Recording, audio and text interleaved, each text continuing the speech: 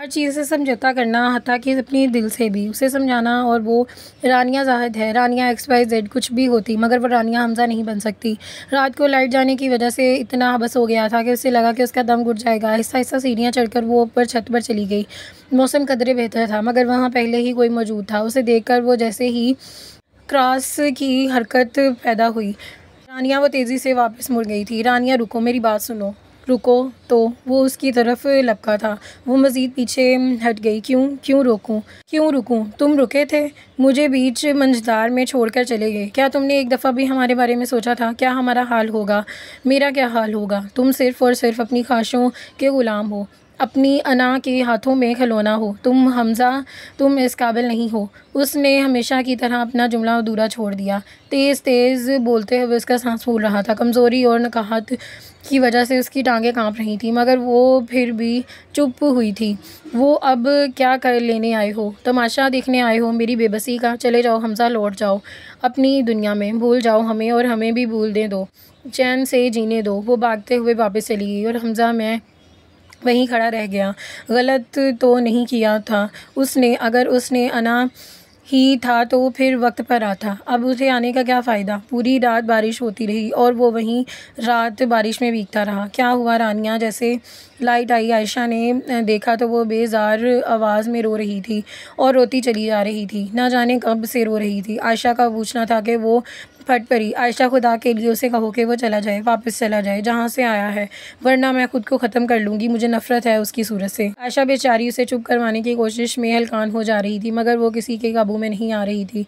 आयशा और राबिया की नज़रों में मायनी खेज़ तबादला था। फिर वो आयशा को गला खंगारा। अगर वो चला जाएगा तो शादी कैसे होगी? क्यों उसने निकाह पढ़ना है? वो जल्द कर बोली थी। नहीं, तुमने पढ़वाना है। उसके रोने धोने का यकदम ब्रेक लगी। क्या मतलब? मतलब ये कि अगर वो दुल्हा ही चला जाएगा तो शादी कैसे करोगी? ये कहते हुए वो दोनों रानिया से ज़रा दूर हट गई। एक लम्हा लगा था उसकी बात को समझने में, और फिर उसने तकिया उठाकर उन दोनों की पिटाई लगाई। कमीनियों, गधियों, मुझे क्यों नहीं बताया?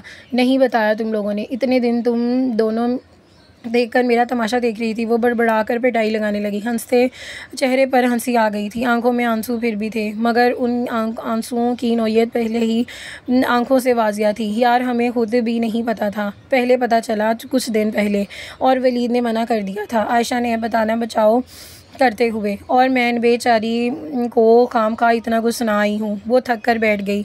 किस बेचारे को? राबिया ने पूछा। हमज़ा को। और किस को? ऊपर छत पर, वो मुंह बनाकर बोली थी आयशा ने अच्छा को इतना खासा लंबा किया था कि आंसू बहा रही थी। और मैं भी सोच रही थी कि ना जाने ये अचानक आमद कहाँ से आई है। और लड़की ज़रा तमीज़ सीखो। अब ये तो तू तड़ाक छोड़ दो, वो तुम्हारा होने वाला मजाजी खुदा है। आखिर में आयशा ने दादो वाला जुमला बोला था। होने वाला है, होना हुआ तो नहीं ना? वो मज़े से बोली थी, और उसके अंदर बाहर का मौसम खुशगवार हो गया था। बाहर बारिश हो रही थी और आज उसके सामने उसकी खुशियाँ लौट आई थी।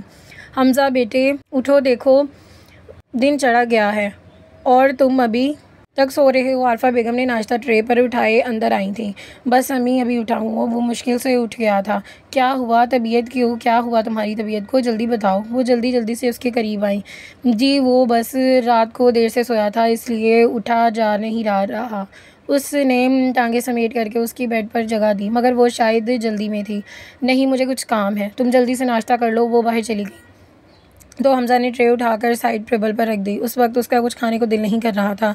क्यों भाई, आज बाहर आने का मूड नहीं है, या फिर तुम भी मायूं बैठ गए हो? थोड़ी देर बाद ही उसने बिलबिलाने वाले अंदाज में बोला, बस यार तबीयत कुछ सर नहीं है, और फिर से लेट गया। क्यों, क्या हुआ है तबीयत को? उसने ज़्यादा सीरियस नहीं हूँ, कल रात बारिश में नहा लिया था, शायद इसलिए बदन में खिंचाव सा महसूस हो रहा है। उसकी बाजू आंखों तले रखते ही वो वलीद को थोड़ी तशवीश हुई। किसने कहा था बारिश में नहाओ? और उसके करीब आया तो नज़र ट्रे पर पड़ी। और तुमने अभी तक नाश्ता भी नहीं किया? बस नहीं, दिल चाह रहा। उन्हें चाह रहा। अब ज़बरदस्ती खाने हैं क्या? उसने आंखों से बाजू हटाकर दृष्टि से कहा। मगर मैं तो ज़बरदस्ती खिलाऊंगा, जल्द से उठो और नाश्ता कर लो। वलीद ने उसके बाजू से पकड़कर उसे उठाना चाहा था, मगर वो फ़ौरन उसका बाजू छोड़कर अपने हाथ के माथे पर रखा। अरे, तुम्हें तो इतना तेज़ बुखार है? फिर ये खैर पूरी हवेली से तेज़ी से फैली।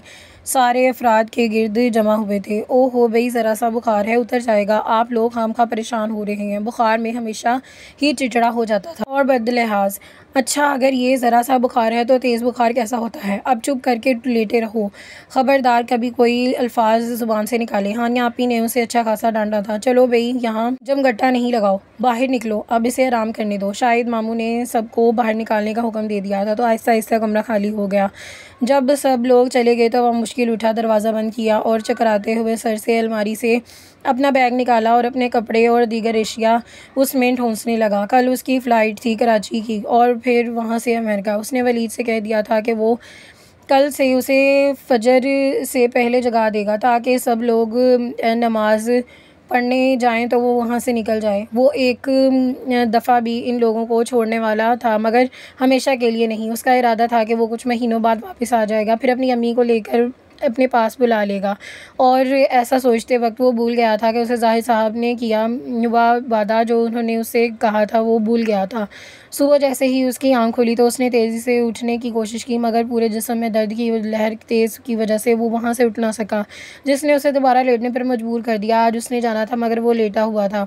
ये तो तय था कि उसने यहाँ से जाना है। आखिर वो रानिया को अपनी आँखों से सामने कैसे जाने देगा? संग अलविदा नहीं वो कह सकता, कैसे देख सकता है? बुखार तो शायद उतर ही नहीं रहा था, मगर कमज़ोरी और नकाहत से। तुम जाग गए हो? वलीद ने उसके कमरे में झांका। वो अंदर आ गया था। अब तबीयत कैसी है? उसने उसका हाथ थाम कर बुखार चेक किया। ठीक है, उसने बोला। नहीं जा रहा था। That's good. सुबह से कितने चक्कर लगा चुका हूँ तुम्हारे कमरे के। फजर के वक्त भी जगाने आया था, लेकिन तुम नहीं उठे, इतनी गहरी नींद में सोए थे। और फिर फूफो ने भी मना कर दिया था। वैसे इतनी सुबह सुबह तुमने कहाँ जाना था? वो भी उसकी हालत में। बस था एक काम, वो बेजारी से बोला। अच्छा, 11 बजे हुए हैं, मस्जिद जाना है। मैं अबू से कह रहा था कि घर पर ही निकाह कर लो, मगर अबू मस्जिद में ज़्यादा मुनासिब लग रहा है। अब एक दफ़ा फिर से 11 बजे रेडी हो जाना, वो नॉन स्टॉप बोला जा रहा था। यार मैं नहीं जा सकूँगा, मेरी तबीयत तो देख रहे हो। वो वैसे भी मेरा जाना कोई ज़रूरी तो नहीं है। वो आखिरी जुमले पर बहुत आहिस्तगी से बोला था, जैसे सुनकर वलीद के होंठों पर एक मायनी खेज हंसी आई। अरे जाना तो फिर भी पड़ेगा ना, अब तो बुखार तकरीबन उतर चुका है तुम्हारा, और अगर ना भी उतरा तो तुम्हें उठा कर ले जाऊंगा, नो प्रॉब्लम। मगर यार वो किसी भी सूरत नकाम में शरीक नहीं होना चाहता था। तो अगर मगर कोई नहीं, 11 बजे तैयार हो जाओ। आखिर इतनी शॉपिंग किस लिए की है? अब सो ना जाना, नाश्ता करो और दवा लो, 11 बजे भागते हुए नज़र आओ, समझे? वो भूपो को बताता हूँ, उनका लाडला जाग रहा है, उसे फीडर दे दे। वो कहता हुआ बाहर निकल गया। न जाने किस्मत ने उसका साथ नहीं दे रही थी। उसने कुड़ कर कहा, अरे तू अभी तक अपने ऐसे ही बैठा हुआ है? हारिस और वली दोनों तैयार होकर आए थे, उस कमरे में आए और उसकी तरह बैठा देखकर उन्होंने अपना अपना सर पीट लिया। तो क्या करूं? उसने चिढ़कर कहा। डांस? हारिस ने फिर मशवरा दिया। मेरी जगह तुम कर लो, अपनी बारी पर मैं कर लूँगा। उसने बांछें फैलाई। ओहो, तुम लोग आपस में शुरू हो गए हो, अब जल्दी करो। उसने पहले के अब्बू जी भी फिर से डांटने आ जाएं, वलीद ने कहते हुए उसकी अलमारी से कपड़े निकाले जो जाहिद साहब ने बतौर ख़ास उसके लिए बनवाए थे निकाह के दिन के लिए। सफ़ेद कॉटन का शलवार कमीज़ था जिसके कॉलर पर सिल्वर और ऑफ वाइट कढ़ाई हुई थी। चलो शाबाश, उठो और 5 मिनट में फ़्रेश हो जाओ। वलीद ने उसके बाजू से पकड़ा और खड़ा किया, कपड़े उसके हाथ में थमाए। तुम लोग जाओ ना, मैं आ जाऊंगा। मगर वे भी पहले नाम के एक ही थे। नहीं, हम भी तुम्हें साथ लेकर जाएंगे, तुम्हारा कोई भरोसा नहीं है। निकलो मस्जिद के लिए और पहुँचे दुबई। हारिस ने कहा तो वो बेख्तियार नज़र चुरा कर अब मजबूरन वॉशरूम में का रुक कर चुका था। 10 मिनट बाद वो निकला तो उन्होंने उसे वहीं जमा हुआ देख लिया। एक गहरी सांस लेकर नहाते से तबीयत काफ़ी बेहतर हुई थी, तो चेहरे के जाविये भी दुरुस्त हो चुके थे। उसे देखकर वो दोनों इकट्ठे मुस्कुराए। क्योंकि मैं कोई कार्टून लग रहा हूँ? आईने से उन्हें देखते हुए उसने सवाल किया। तुम्हें किसने बताया? वलीद मायनी खेज़ अंदाज में बोला था। हमज़ा ने उसे एक्स्ट्रा गोरी से नवाजा था जो वो बाल बना रहा था। वलीद ने उठकर उसे परफ्यूम से नहला दिया। ओहो बस करो, सारा आज ही ख़त्म करोगे। उसने वलीद के हाथ से परफ्यूम ले लिया। अरे भाई, अभी तो तक तुम तैयार नहीं हुए। आरफा बेगम ने अंदर आई और उनके पीछे तीनों ममानियाँ, आयशा और राबिया। 3 दफ़ा तुम्हारे मामू अदील को भी भेज चुके हैं तुम लोगों के बुलाए हुए। बस रेडी हूँ। उसके बेदिली से आरफा बेगम ने मोहब्बत भरी नज़रों से उसे देखा। एक बार दिन की बहार ने इसकी शक्ल उतार दी है। फिर शेव भी 2-3 दिन से नहीं की थी। शलवार सूट में उसका दराज का दौर भी दराज लग रहा था। दिल को कर रहा था कि तुझे बुर्का उड़ा दें, ले कर जाऊँ। ऐसे ही 2-3 दिन रास्ते में लड़क गई तो मुसीबत हो जाएगी। वलीद ने उसके कान में सरगोशी की थी तो हल्की सी मुस्कुराहट उसके होंठों पर छू गई थी। आज तो मेरा बेटा माशाल्लाह बहुत ही खूबसूरत लग रहा है। आरफा बेगम आगे बढ़ी और 1000 का नोट उस पर वार दिया। नानो ने माथा चूमा और उसे दुआएं दी। मोमानी ने भी बारी बारी उसे प्यार किया। आयशा और राबिया अलग चहक रही थी और सब उसे उदास कर रहे थे। भाई तुम लोगों ने आना है या नहीं, जल्दी करो, भाई ज़ाहद बुला रहे हैं। शाहिद मामू ने भी तक घर के थे। उन्होंने कमरे में झांक कर उसे देखा। वो तीनों तेज़ी से आगे पीछे बाहर निकले और वलीद ने हमज़ा का हाथ पकड़ा हुआ था। 3 साल पहले वो मंज़र उसे उस खिड़की में खड़े वो लड़की याद आ गई। आज फिर तकरीबन वैसा ही मंज़र था। हमज़ा ने उसे दूर जा रहा था, न जाने कितने अरसे के लिए, ये तो नहीं जानती थी। वो इस वक्त का चेहरा आंसुओं से तर था। वो उससे खिड़की में खड़े होकर जाते हुए देख रही थी। ये वलीद तकरीबन उसे खींच रहा था। उन लोगों ने उनकी तरफ पुश्त की हुई थी। आज आंसुओं की जगह उसके चेहरे पर धीमी सी कान सजी हुई थी। वो दिल ही दिल में खुश और झूम रही थी। आज उसका नाम हमज़ा से जुड़ने वाला था। ये एहसास उसे गुदगुदाने लगा था। ओए होए, आयशा ने अचानक आकर उसे डरा दिया। चुपके चुपके मुस्कुराया जा रहा है। बेशरम, आज तुम्हारा निकाह है, कुछ रोने धोने की एक्टिंग करो। वो तो एडवांस में ही कर ली थी। वो निचला होंठ दांतों में दबाए, आंसुओं में शरारती सी चमक लिए। अच्छा अब आराम से बैठ जाओ, अभी सारे मेहमान आने वाले हैं और दुल्हन साहिबा मुस्कुरा कर उसका इस्तकबाल करेंगी। पता नहीं क्यों आजकल आयशा में लगता था जैसे दादू की रूह आ चुकी है और हर कोई नसीहतें अभी भी वो करती थी। उसकी नसीहत के को सुनकर वो हंसती। कितने दिनों बाद उसने अपनी शक्ल देखी थी और पता नहीं कि रूप ऐसा कैसे हो गया था, उसका रूप कैसे आता, मगर उस वक्त उसे अपना आप बहुत प्यारा लग रहा था। क्रीम लगाकर उसने आंखों में काजल लगा लिया, हल्की सी पिंक लिपस्टिक लगा ली और कानों में टॉप्स डाल लिए और उसकी तैयार हो चुकी थी। फिर लम्हों में उसका कमरा मेहमानों से भरने लगा। लड़के वाले कब तक पहुँचेंगे? वो तीनों शाहिद मामू के पीछे चल रही थी। मस्जिद उनके घर से 15 मिनट के फासले पर थी। रास्ते में ही वो शाहिद वलीद ने बोला तो हारिस ने सर झुकाकर उसे मुस्कुराहट रोकी। तुमने फ़ोन किया था? उसने पूछा। नहीं, लेकिन मुझे अंदाज़ा है। वलीद ने उसके सवालों से बचने के लिए कदमों का तेज़ करना शुरू कर दिया। थोड़ी देर के लिए वो चुप हो गया। लड़के का क्या नाम है? उसने एक और सवाल पर किया। पता नहीं वो ये सब क्यों पूछ रहा था। उसके दिल में कोई बात थी, खटक रही थी, तो बल्कि कई बातें। ओहो भई, वो तो सामने मस्जिद आ गई है, अभी मालूम हो कर लेना। तुम क्यों परेशान हो रहे हो? काफ़ी रास्ते लोग बाहर खड़े थे। जाहिद मामू वहाँ, मामू मुदस्सिर के वालिद और ख़ुद मुदस्सिर भी। उसकी आंखें हैरत से फैल गईं। सब लोगों के गले लगा कर मिले और फिर सब अंदर चले गए और उसे मज़ीद हैरत में डाल दिया। आखिर लड़के वालों का इस्तकबाल क्यों नहीं कर रहे? फिर वाहिद मामू और शाहिद मामू की दुल्हन के दस्तक लेने चले गए थे। हमज़ा यहाँ आ जाए। मुदस्सिर के वालिद ने उसके लिए मौलवी साहब के साथ जगह बनाई थी। वो चुपचाप उठा और वहाँ जाकर बैठ गया। मुदस्सिर खुद एक झलक देखा कर गायब हो गया था। उसे उसकी छठी हिस्स की सी गड़बड़ का एहसास दिला रही थी। वो लोग रानियाँ के दस्तखत करवा कर ले कर आए थे। तो ये बता, तुझे BA फर्स्ट पोजीशन किसी उल्लू ने दी थी क्या? आगे से नहायत ही उलट सवाल किया। क्या मतलब? वो हैरानी से इसकी तरफ देखने लगा। बरखुरदार थोड़ी देर के लिए खामोशी इख्तियार कर ले, मौलवी साहब ने शाइस्तगी से कहा।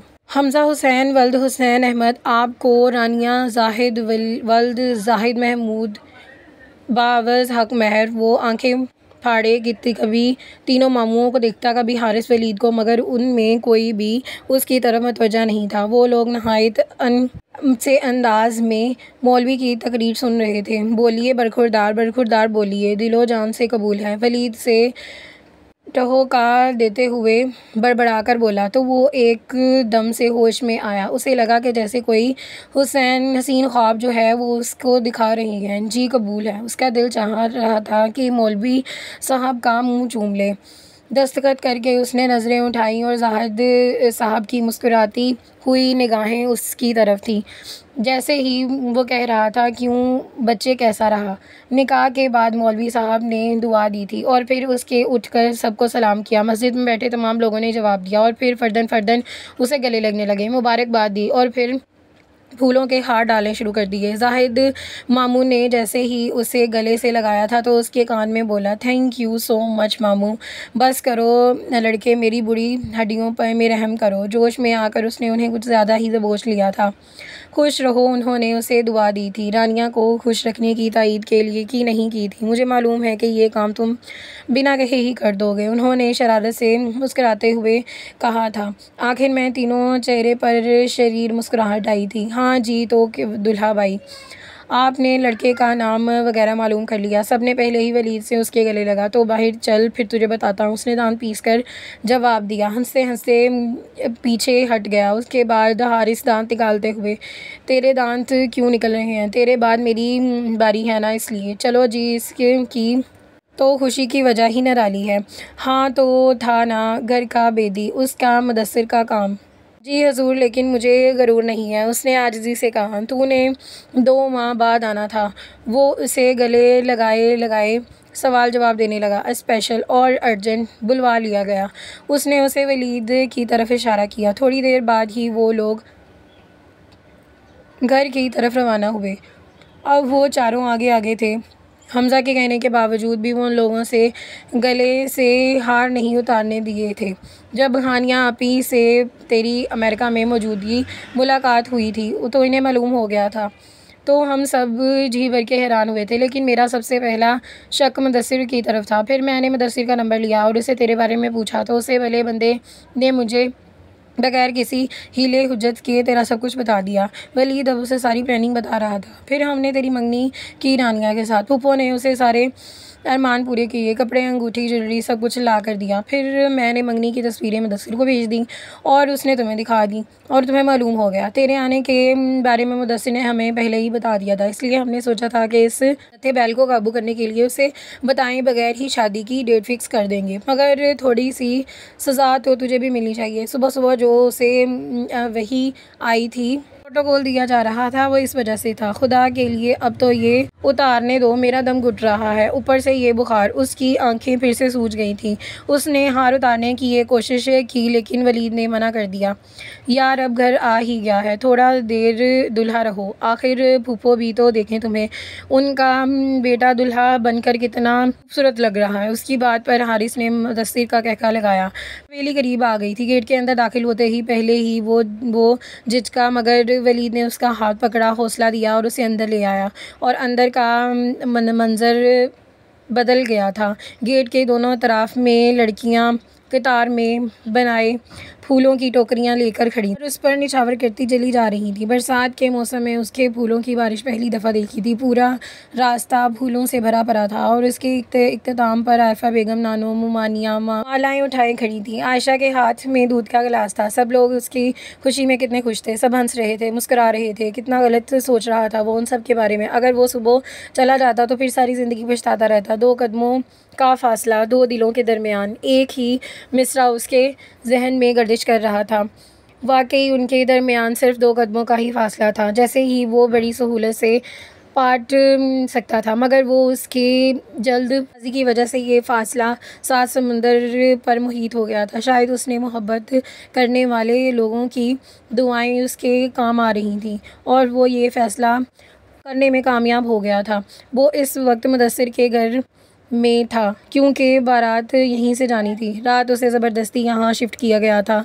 बारातियों में रात से ज़बरदस्ती यहाँ शिफ्ट होने की वजह से छोटे मामू, मामी और हारिस शामिल थे। अगरचा गाड़ी ज़रूरत तो नहीं थी, मगर फिर भी गाड़ी मंगवा ली गई थी और सजाई गई थी। बारात का इस्तकबाल शानदार हुआ था। आयशा बदतमीज़ लड़की, दुपट्टा तो थोड़ा पीछे करो, हमज़ा के साथ बैठी हुई वो मनाई। चुप करो। आयशा ने उसे दुपट्टा हमज़ा अपने ही पसंद किया है। सूट में बेहद हैंडसम लग रहा था। आरफा बेगम तो कई दफ़ा उसकी नज़र उतार चुकी थी। हमज़ा देख रहा था कि सारी शॉपिंग उसकी पसंद की गई है और उसकी मद्देनज़र रखा गया। हत्ता कि रानिया के लहंगे का रंग भी उसकी पसंद का है। रुखसती के बाद भी गाड़ी मंगवाई गई थी। रानिया को चादर ओढ़ कर हमज़ा को लगा अभी एक और सरप्राइज़ बाकी है। अभी उसने हैरान होना छोड़ दिया था। लड़की झूठ मूठ का रो लो, यानी मगरमच्छ के आंसू ही रो लो। आयशा ने रानिया के कान में सरगोशी की जो हमज़ा ने बासानी सुन ली थी। फिर रानिया का जवाब, अब रोना नहीं आ रहा तो क्या करूं? उसकी बेबसी पर आवाज़ पर हमज़ा की हंसी आ गई। गाड़ी को पूरे मोहल्ले में का चक्कर लगवाया गया। लगता है दुल्हन को गाड़ी में झूलने के लिए लाया गया है और उसको बहुत शौक़ है। वो मुस्कुराते हुए सोच रहा था। गाड़ी अब रुक गई थी और उसे एक दफ़ा फिर हैरान हुई थी क्योंकि उसकी गाड़ी उसके घर के आगे रुकी थी। जो ख़रीदना चाहता था आरफा बेगम और राबिया ने रानिया का गाड़ी से उतारा था, उसके साथ ही खड़ा हुआ। चलो बेटा बिस्मिल्लाह करो। वो ना समझी सी के आलम में उनकी तरफ देखने लगा। ये हमारे घर है और तुम्हें पैसों के ख़रीदा है जो तुमने मुझे दिए थे, तुमने जाहिद भाई को दिए थे। चलो अब आगे बढ़ जाओ। वो गेट खोलकर अंदर दाखिल हुआ तो पूरा रास्ता गुलाबों की पत्तियों से भरा भरा था। सुर्ख रोज पर उन्होंने एक साथ कदम रखा था। रस्मों के बाद रानिया को उसके कमरे में पहुंचा दिया गया था जो कि दूसरों दोनों के लिए नया था। गुलाबों से ही सजी हुई कमरा रानिया ने हवास जाते हुए महसूस हो रहे थे। लेकिन जब हमज़ा कमरे में दाखिल हुआ तो उसने सारी शर्म जरा परे करके ताक में रखी हुई सर उठाकर उसे देखा। मगर भला हुआ आयशा का जो उसने पिन इस तरफ दुपट्टे में लगाई थी कि अगर वो सर उठाकर बाल खींच जाते वो यकीनन हेयर स्टाइल पर भी असरअंदाज हुआ था। लिहाजा अब उसकी नज़रें हमज़ा के जूतों पर थीं। लेकिन वो उसकी तरफ आने की बजाय सोफ़े पर बैठ गया, जूते उतारते और सोफ़े की पुश्त से टेक लगाकर नीम दराज हो गया। वो इंतज़ार की कर रही थी कि अब वो उठे और उससे मुखातिब हो, मगर वो तो शायद उसे भूला बैठा था। फिर उसने पहली फुर्सत में वो खबीसपन निकाला कि उसे सर को आगे खींच कर जंबिश दी और बेड से उतरी। चूड़ियों के बजने की आवाज़ पर उसकी तरफ मतवज्जा हुआ। वो कुछ देर खड़ी उसे देख रही थी। आखिर इतने अरसे बाद भी तुम यहाँ बैठे हो, नाराज़ हो? मेरा मतलब है। हाथों को मसलते हुए घबरा गई। आवाज़ में बोलती हुई उसे अच्छी लग रही थी। हमज़ा का दिल चाह रहा था हमज़ा देखें, इसमें मेरा कोई कसूर नहीं है। मुझे तो खुद नहीं मालूम था। उसे खदशा था कि हमज़ा उसकी वजह से उससे नाराज़ है कि उसने उसे झूठी ईमेल की थी और उसे बुलवाया था और नीचे कारपेट पर बैठकर रोने की तरह शुरू हो गई। ये देखे बगैर हमज़ा मोहब्बतों का एक जहां आँखों में बसाए उसे देख रहा है। ये सब तो वलीद का प्लान था। मुझे तो खुद इस दिन पता चला जिस दिन छत पर आपने, यकीन करें उनमें से मुझे कुछ भी नहीं पता था। ये सब लोग हम दोनों से मजाक करना चाह रहे थे, मगर आयशा इस दिन मुझे बता दिया, मुझे पर एहसान किया, वरना उस दिन मेरी हालत इतनी ख़राब थी कि शायद मैं। हमज़ा बड़े आराम से उठा और दराज में से कुछ तलाश करने लगा। कल रात ही उसने का सामान यहाँ शिफ्ट किया गया था जब वो मुदस्सिर के घर में था और उस कमरे में रानिया के जहेज़ का फ़र्नीचर रखा जा रहा था। बाकी घर को आरफा बेगम ने खुद सजाया था, यानी अपने ज़ाती अकाउंट जो फैक्ट्री में था उसकी शेयर्स की आमदनी पर मुश्तमल था, उसमें खर्च करके घर की चीज़ें ख़रीदी थी। फिर वो अलमारी की तरफ गया और वहाँ पर तलाश शुरू कर दी। रानिया भी उठी और उसके पीछे जाकर ये देख रही थी कि वो मुड़ा और वो एकदम 2 कदमों पीछे हटी और उसकी इस हरकत पर हमज़ा ने पहले मुश्किल से मुस्कुराहट रोकी और फिर उसके हाथ में टिकट, हाँ मेरी वापसी की टिकट। रानिया के सर जैसे छत आन पड़ी थी, ज़मीन आसमान गिर गया। तो क्या तुम वापस आ रहे हो? गुस्से में आप जनाब भूल गई? याद रहे मैंने तुम्हें अपने एक दफ़ा कहा था कि अगर तुमने मुझसे मजाक किया तो तुमने कहा था कि मजाक बर्दाश्त करने का हौसला होना चाहिए। अब खुद भाग रही हो तुम। अब तुम्हें क्यों बुरा लग रहा है? लेकिन तुमने तो ये कहानी फजूल है। तुमने तो ज़िंदगी को भी मजाक समझा है। तुमने ये क्या उम्मीद रखूं? वो पलट कर बेड पर बैठ गई, इतनी चूड़ियाँ गुस्से से उतारने लगी। रानिया एक बात कहूँ, अब वो बेड पर टेक लगाए बैठ गया था मगर वो अपने काम में मशगूल थी। इधर देखो, उसने झटका देकर उस रुख अपनी तरफ मोड़ा। क्या बदतमीज़ी है। उसकी सारी चूड़ियाँ जो नीचे गिर गई थीं। पहले ये देखो, उसने आंखों से सामने करके उस टिकट को फाड़ दिया, टुकड़े टुकड़े कर दिए। ये वो चूड़ियों को भूल कर उसे देखने लगी। मैं ये कह रहा था के भूलने से पहले सोच लिया करो, ताकि अगले बंदे को कम से कम तकलीफ़ ना हो। और उस दिन तुमने क्या कहा था ना कि मैं यहाँ से चला जाऊँ, तो वो ही किया था। मैं उसकी शक्ल रोने वाली हुई थी तो हमज़ा ने अपना माथा पीट लिया। ओहो, एक और तुम बात बात पर आंसू बहाने लग जाती हो। मैं कह रहा हूँ कि मैंने उस दिन करवाई थी, तो मुझे मोहब्बत का इजहार करना नहीं आता, मगर मैं तुम्हें बगैर नहीं रह सकता, इसलिए मैंने सोचा था कि मुझे वापस चले जाना चाहिए। कुछ महीनों बाद मैं वापस आ जाऊंगा, और ये तो मेरी किस्मत अच्छी थी कि मेरी आंख नहीं खुली इस वजह से, वरना हम सब आज पछता रहे होते। वो आहिस्ता आहिस्ता बोला। 3 साल गुजर गए, मगर अब लगता है कि कभी हमारी ज़िंदगी में आए ही नहीं। वो इसके दोनों हाथ थामे कह रहा था। नज़रें 5 बरसों के प्यास बस बुझा रही थी। रानिया जो इतनी देर से फटाफट बोल रही थी, अब कंफ्यूज हो गई थी। निगाहें उठने को नाम ही नहीं ले रही थी। वो मैं भूल गया। उसने सर पर हाथ मारकर फिर दराज से ज्वेलरी का केस निकाला। ये मैं अमेरिका से लाया था। आंखों ने जो ख्वाब देखा था वो सच हो गया। मैंने सोचा था दुल्हन बनी होगी, रानिया हमज़ा को पहनाऊंगा और देख लूँगा कि अगर लगन सच्ची हो तो इंसान कहीं ना कहीं पहुंच जाता है। ब्रेसलेट पहनाते हुए वो उसे बता रहा था। वो सोच रहा था कि इस शख्स की मोहब्बत की इंतहा कहाँ तक है। वो मोहब्बत जो सिर्फ़ और सिर्फ रानिया के लिए थी। तो पहले नाराज़ क्यों हुए थे? गुस्सा ख़त्म हुआ तो इखलाक अदब भी वापस आ गया, और उसने उसके अंदाज़ पर हमज़ा हंस पड़ा। यार, ये आप जनाब मुझसे हज़म नहीं होता। तुम जैसी हो वैसी ही रहो मेरी हानिया बनकर। मोहब्बत उसे देखते हुए वो बोल रहा था, और मैं नाराज़ नहीं हुआ था बल्कि पछता रहा था। वो मुंह बनाकर बोला, क्या मतलब? मैं सोच रहा था अगर 3 साल पहले ही मैं ना जाता तो जानबूझकर रुक जाता। तो वो पूरी आंखें खोले उसे देखने लगी। तो यार, हमारे कम से कम 3 बच्चे तो ज़रूर होते। ये कहकर उसने फ़ौरन अपनी जगह छोड़ दी। तो तुम इस काबिल ही नहीं हो के? उसने हमेशा की तरह जुमला अधूरा छोड़ दिया, और हमज़ा ने उसे कंधों से थाम कर अनोखी फरमाइश की, आज तो पूरा जुमला करो। एक नज़र से उसे हमज़ा चेहरे पर डाली। तुम इस काबिल नहीं हो कि तुमसे मोहब्बत की जाए, मगर मैं फिर भी तुमसे मोहब्बत करती हूँ। तेज़ी से कहकर उसने अपना चेहरा उसके सीने में छुपा लिया। I love you to.